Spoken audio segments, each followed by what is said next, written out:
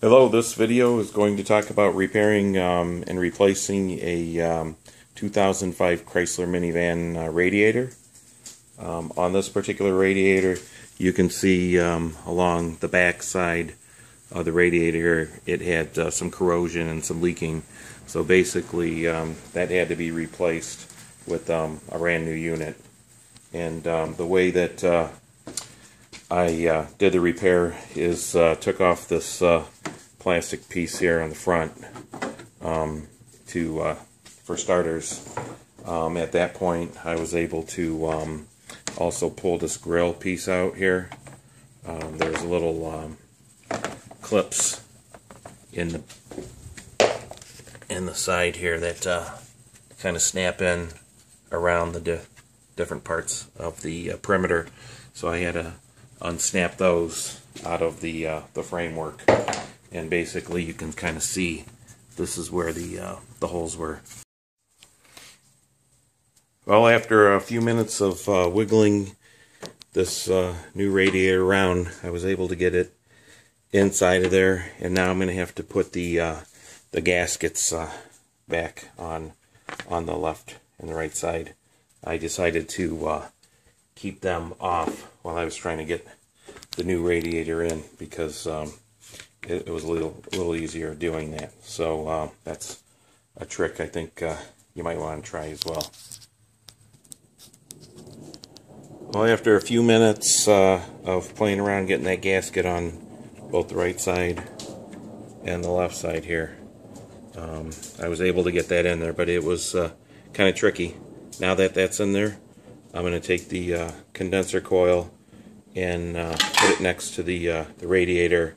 There's a little plastic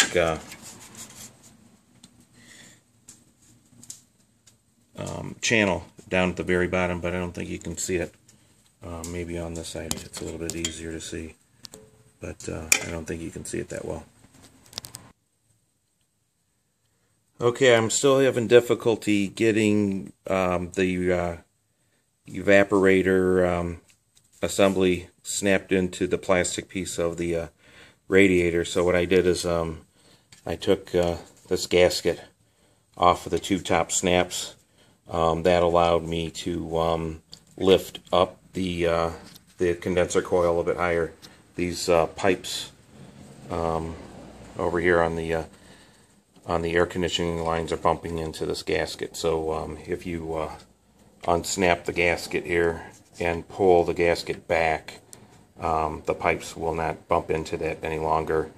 Now I do have the bottom part of the gasket snapped in the lower part of the radiator, but I was able to then lift up the condenser coil and put that bottom piece into the groove, so I think I'm good there. So I'm going to snap those two pieces together now.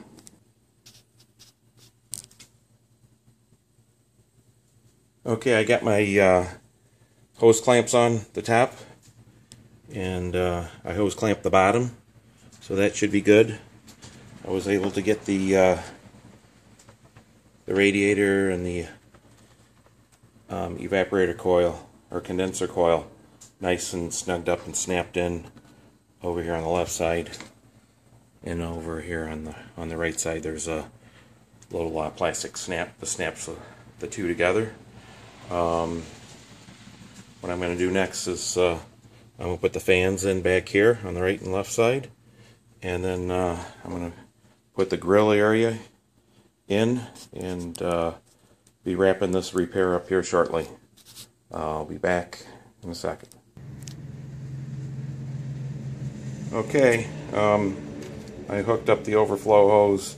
I got the metal hood bracket back in place. I'm going to put the bolts in here shortly.